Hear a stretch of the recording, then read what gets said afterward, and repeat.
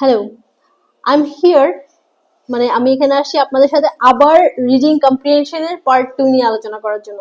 গত ভিডিওতে আমরা আলোচনা করেছিলাম পার্ট 1, যেখানে আমি 3টা স্ট্র্যাটেজির কথা বলেছিলাম। আরো দুটো স্ট্র্যাটেজি বাকি আছে, আরো দুটো জিনিস বাকি আছে। সেটা করার পরে আমরা এক্সপ্লেনেটরি ভিডিওর দিকে চলে যাব ইনশাআল্লাহ।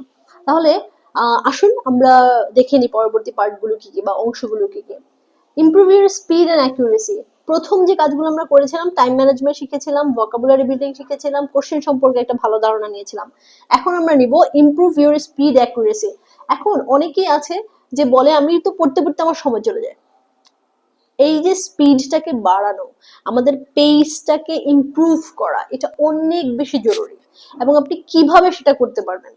একটা এক্সামে, পরীক্ষার হলে আমাদের কিন্তু অনেক কিছু কাজ করে। আমাদের সাইকোলজিক্যাল ফ্যাক্টর কাজ করে, ইমোশনাল ফ্যাক্টর কাজ করে, আমাদের এডুকেশনাল ফ্যাক্টর কাজ করে, আমাদের অ্যাভেলেবিলিটি টেকনোলজিক্যাল ফ্যাক্টর কাজ করে, তারপরে টিচারদের যেই প্রেজেন্স আছে সেটা কাজ করে। অনেকগুলো জিনিসকে একসাথে কাজ করানোর বেলায় আমরা যখন একটা এক্সাম দিতে যাব তখন এত কিছু মিলায়ে তারপরে আবার একটা প্রেশার রিডিং এর অ্যান্সার করা, ইটস রিয়েলি ডিফিকাল্ট। তাহলে আমরা কি করব সেখানে? সেক্ষেত্রে আমরা মক টেস্ট দিব, যেটা আমি সবসময় সবাইকে বলি, অনেক বেশি পরিমাণে মক টেস্ট দেন।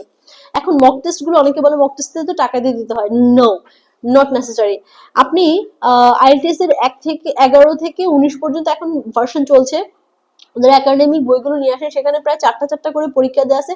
4টা পরীক্ষাতে কয়টা হয়? 9টা, 8টা বা 9টা বইয়ের মধ্যে 4টা হলে 4 নং 36টা।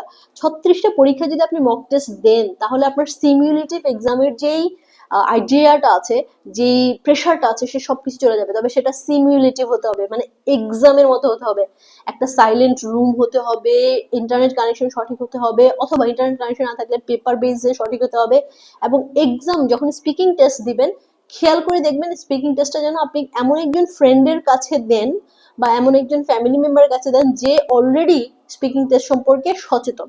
ঠিক আছে? তাহলে কিন্তু আপনার এই ভীতিটা সম্পর্কে বা এই সময়টাকে ম্যানেজ করা বা স্পিড বাড়ানো, এই জিনিসটা আপনি অ্যাকিউরেটলি করতে পারবেন। তারপর আমরা চলে যাই, যেটাকে আমি লাস্ট পার্ট রেখেছি, strengthen your critical reading skills. আমাদের ক্রিটিক্যাল রিডিং স্কিলসটা কি? আমরা যখন, আমি আগের ভিডিওতে বলেছিলাম যে আপনাকে লেখকের বা কথা বুঝতে হবে না, স্টোরি তৈরি করতে হবে না। হ্যাঁ, এই কথাটা যেমন সত্যি, তেমনি এটাও সত্যি, আপনাকে তার সাথে রিলেটেড করতে হবে না, মানে রিলেশন তৈরি করতে হবে না, ইমোশনালি তাকে বুঝতে যেতে হবে না।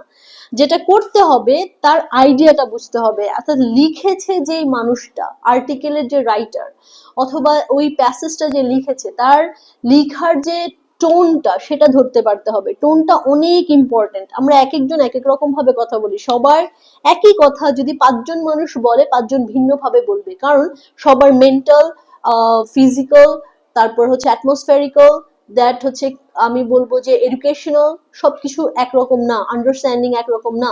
সবার ক্রিটিক্যাল যেই ফ্যাক্টরটা থাকে, সেই ক্রিটিক্যাল অবজারভেশন বা মানে অবজার্ভিং এর পাওয়ারটা একরকম না। যার কারণে সবারই টোনটা আলাদা হয়।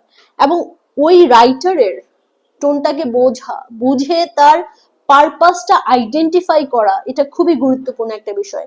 এবং এইটা একমাত্র করা সম্ভব যদি আপনি প্রচুর পড়েন, আপনি স্ট্র্যাটেজিক্যালি পড়েন, শুধুমাত্র আইএলটিএস এর জন্যই পড়েন, তারপরেও যদি আপনি পড়েন, তারপরেও আপনি তাদের পারপাসটা বুঝতে পারবেন। এখন পারপাসটা আইএলটিএস এর ক্ষেত্রে অনেক সময় এরকম হয়, বিশেষ করে পারসুয়েসিভ হয়, অথবা হচ্ছে ইনফরমেটিভ হয়, অথবা আর্গুমেন্টেটিভ হয়।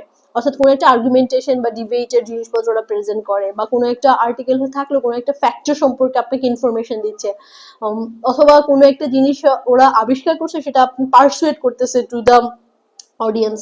এই ধরনের রাইটিং হয়। আরো অনেক টাইপের আছে, সেটা আপনি আরো বিস্তারিতভাবে অন্য ভিডিওগুলোতে জেনে যাবেন ইনশাল্লাহ। তো এইটা গেল আমাদের রিডিং কম্প্রিহেনশন ফুলফিল করার বা রিডিং কম্প্রিহেনশন আন্ডারস্ট্যান্ড করার একটা রোড ম্যাপ।